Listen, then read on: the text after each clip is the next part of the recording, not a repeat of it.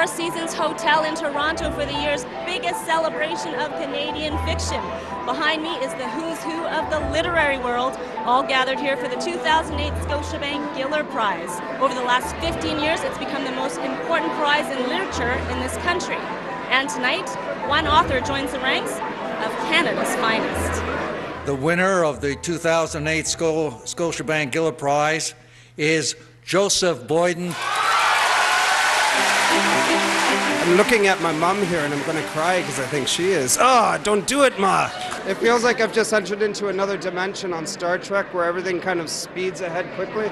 Boyden walked away with a $50,000 grand prize.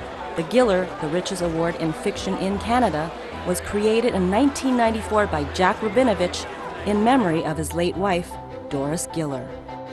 The judges thought he was the best of the five. I think all the five were wonderful.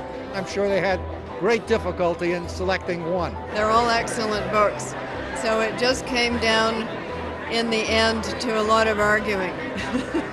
When we had to sit down and say, was there one book that all three of us agreed on, was, first of all, beautifully written. Secondly, was compelling. And thirdly, dealt with a terribly important matter, which is the issue of Native Canadians. His first book was wonderful. This book is superb, and it's time that Joseph took his place as a great Canadian writer. This in part is for all Aboriginal people in Canada, and it makes me very, very honored and happy to be able to say that tonight. And to the Native people of Canada, this is a very important time in our history.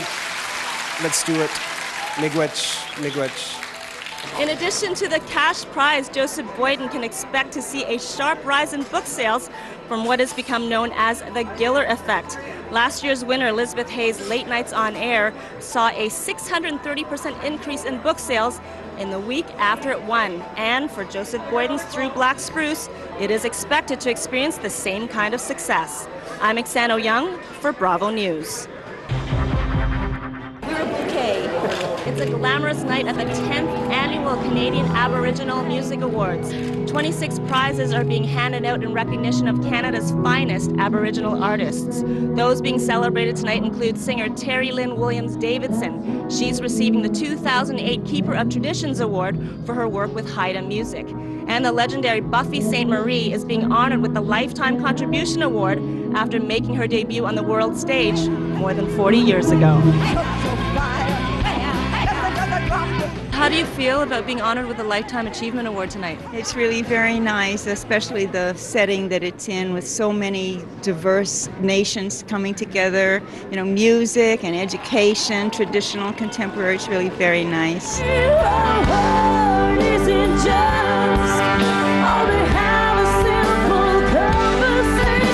For me, it's always just been about, I just love to sing, so when you do get recognized, I mean, it's overwhelming in the most beautiful way. For me, it recognizes Haida music, which is not a musical tradition that's well known in Canada, and I think it's beautiful music that is deserving to be recognized at this time. Singer-songwriter Crystal Shawana swept the awards tonight with 5 for 5. She won all 5 nominations. For the full list of winners at the 2008 Canadian Aboriginal Music Awards, go to canab.com. I'm Exan Auyoung for Bravo News. The Toronto Real Asian International Film Festival is Canada's longest-running showcase of East Asian cinema.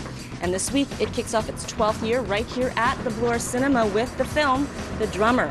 It stars J.C. Chan, the son of Chinese action superstar Jackie Chan. 我们练拳不是为了打败别人，而是为了打败自己。 We're really excited to open with The Drummer this year. Real Asian is just a great showcase of all different types of work, genres such as documentary, where we have a film by Minsuk, it's called Tiger Spirit.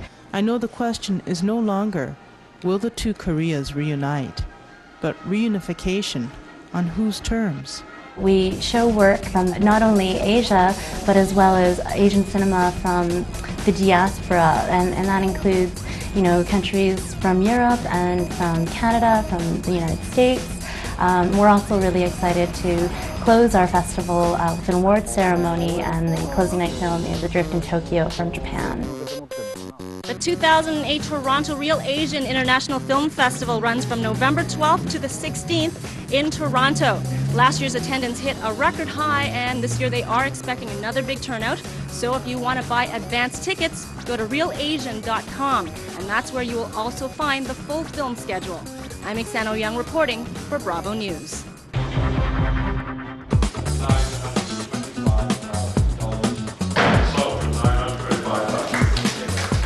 I'm at Ritchie's in Toronto, where Sotheby's just held its fall art sale. 226 works were up for grabs here at what is considered to be one of Canada's biggest art auctions. All eyes today were on Lauren Harris's Northern Painting 25 Northern Island 2 right behind me, which sold for $1 million, including buyer's premium. And it was another Harris that was the surprise sale of the day, Nurk Greenland, that sold for $1.8 million. Sold 1.8 million. The Arctic scene is absolutely classic Canadian, and it will fetch a huge price with the premium over 2 million. The other one, it's such a vibrant, colourful picture. It looks wonderful as a star of the sale, and it performed pretty well considering the situation that the market's now in. It's an absolutely spectacular painting, but it is from a transitional period. Whereas the small sketch is the sketch for a masterpiece painting that everybody knows and loves. Harris's Greenland sold for almost 4 times its original estimate. Art sales at auctions worldwide from London to New York have experienced a slight downturn since the beginning of the global economic crisis. But so far, the Canadian art market seems to not have been hugely impacted. I'm Exan Auyoung for Bravo News. I'm at Bravo's Concert Hall in downtown Toronto. As you can see behind me, they're getting ready for our holiday special, Christmas at the Concert Hall. Serena Ryder, Hawksley Workman, Holly Cole, Ed Robertson, and Mary Margaret O'Hara are all here to perform some of their favorite seasonal classics and original songs. This is the first time all 5 acclaimed Canadian artists have shared a stage together, making this one of the hottest tickets of the season. I'll have a blue Christmas without you. This song was the first song that I did like a solo performance of when I think I was like 12 years old or 13 years old, and it was in public school, and I was called Loretta Poinsettia, and I had to wear a white skirt and a white cowboy top and a white cowboy hat with a big poinsettia on it, and everyone made fun of me for about 2 years after that.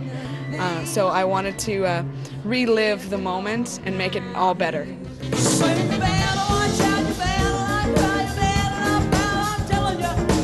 How lucky that I get to be on a stage with such an incredible bunch of people. I mean, Mary Margaret O'Hara is a hero of mine, and so is Ed Robertson for that matter. Icicles on eaves troughs and tinsel on the tree, but it's a green Christmas for me.